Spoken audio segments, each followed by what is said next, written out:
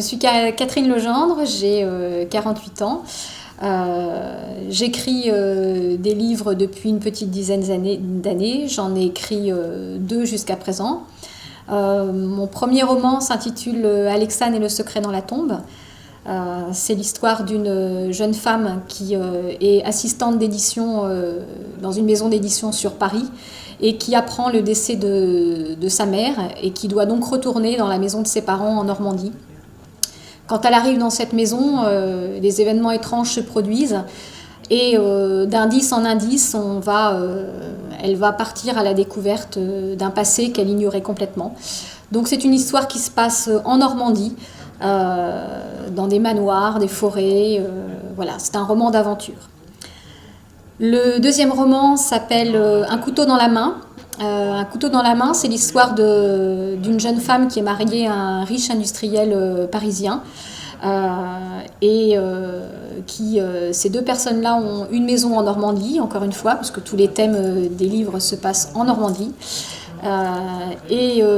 Cette jeune femme va découvrir des photos, d'étranges photos concernant son mari, et elle va décider de mener sa propre enquête.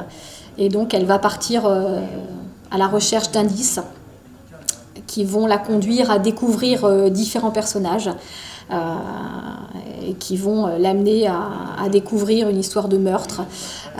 Voilà, c'est un petit peu un roman, un petit peu la Agatha Christie en fait, où on se retrouve avec une galerie de personnages qui peuvent tout être concernés par l'histoire, et on va découvrir au fil de l'eau leur histoire personnelle et l'intrigue finale pour découvrir le meurtrier. Voilà. Il y a un troisième roman donc, qui est en cours, qui va s'appeler Vue sur ton âme, qui est également une intrigue qui a pour base un meurtre qui a été commis.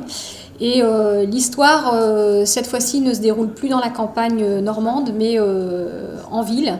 L'histoire se passe à Rouen, donc c'est l'histoire d'un jeune homme qui intègre une société d'informatique, de création de sites internet, et qui va se trouver confronté à un meurtre qui a été commis parmi ses collègues. Il y a une part autobiographique, mais inversée, c'est-à-dire que tous les personnages des romans sont des personnages, et notamment les personnages principaux, qui sont donc les deux premiers romans, les personnages principaux sont des femmes, donc l'autobiographie inversée, c'est-à-dire que ce sont des femmes qui ont tout le courage que moi je n'avais pas à leur âge.